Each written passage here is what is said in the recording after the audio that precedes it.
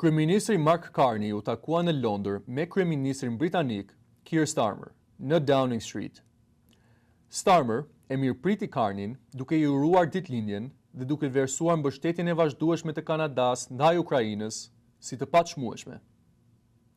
Takimi i dy liderëve nënvizoi lidhjet historike dhe vlerat e përbashkëta mes dy vendeve, duke përfshirë bashkëpunimin përmes koalicionit Coalition of the Willing dhe organizatës NATO.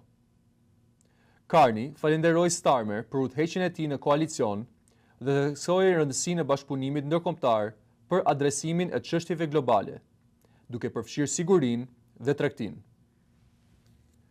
Sipas një zëdhënëse të Downing Street, gjatë takimit të së hënës u diskutua ndikimi i mbylljes së gushticës së Hormuzit mbi transportin ndërkombëtar dhe u vendos të vazhdojnë bisedimet mbi konfliktin në lindjen e mesme.